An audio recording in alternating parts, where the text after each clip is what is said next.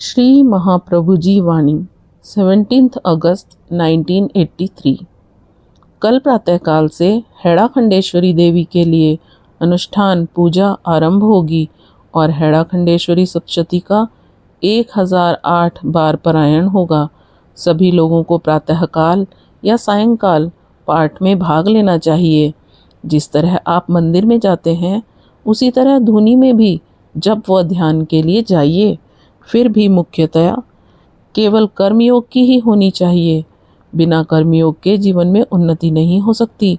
केवल भौतिक व सांसारिक उन्नति के लिए ही नहीं, आध्यात्मिक उन्नति के लिए भी कर्मयोग की बहुत बड़ी आवश्यकता है। मैं एक अकर्मण्य आदमी को मुर्दे के समान समझता हूँ।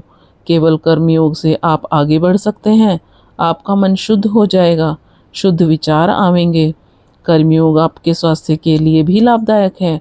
आपको भूख लगेगी और गहरी नींद आवेगी। जिस व्यक्ति को अच्छी भूख लगे और गहरी नींद आए वह अवश्य स्वस्थ मनुष्य होगा और स्वस्थ मनुष्य ही संसार में कुछ कर सकता है। मैं आपको बता चुका हूँ कि योग कई प्रकार के होते हैं, परंतु कर्मयोग ही सबसे महत्वपूर्ण व आवश्यक योग है। पहले कर्मयोग होना चाहिए, उसके बाद अन्य योगों का अभ्यास भी कर सकते हैं। राम जी के नाम सो कर्मयोग द्वारा ही आगे बढ़ते हुए उन्नति करो। श्री रामचंद्र जी व श्री कृष्णचंद्र जी के समय से बड़े बड़े धार्मिक ग्रंथ लिखे जा चुके हैं।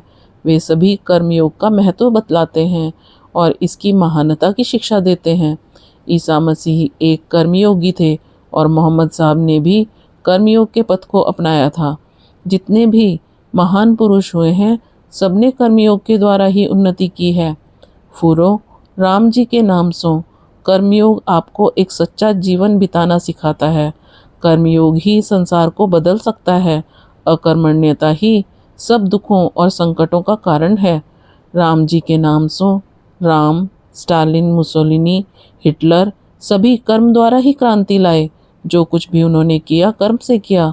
एक कर्म में अपना पूर्ण ध्यान केंद्रित कर ही उन्होंने सफलता पाई। उनके कर्म के प्रभाव से संसार कांप उठा।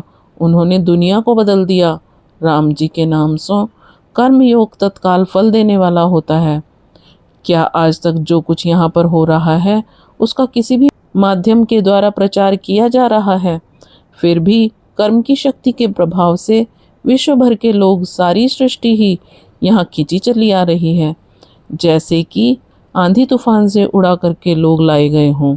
मैं कई बार आपसे कह चुका हूँ कि कर्मयोग ही सर्वश्रेष्ठ योग है और इसी के द्वारा मैं संसार में क्रांति लाऊंगा।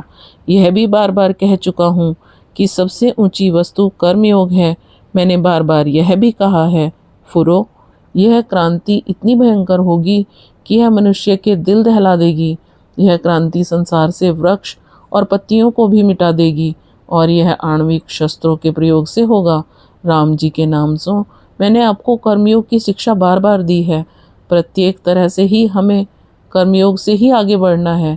सब कुछ हो जाएगा। शक्ति को केंद्रित कर उसकी रक्षा करो। किसी भी वस्तु को व्यर्थ बर्बाद न करो। जब आवश्यकता हो तभी काम में लाओ। जागो, जगाओ और बुद्धिमान पुरुषों के सत्संग से ज्ञान प्राप्त करो और आत्मा को पहचानो। दृढ़ निश्चय करो, पूर्ण रूप से ध्यान केंद्रित करो और अपने लक्ष्य की प्राप्ति करो। राम जी के नाम सो संसार में किसी चीज़ की कमी नहीं है, परंतु भाग्यहीन मनुष्य और कर्महीन मनुष्य कुछ नहीं पाते हैं।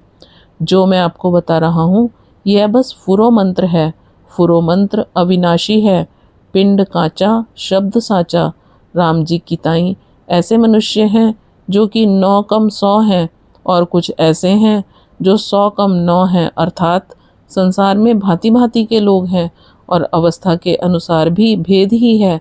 राम जी की ताई आज भाषण यहीं समाप्त होगा। जय महामाया की जय।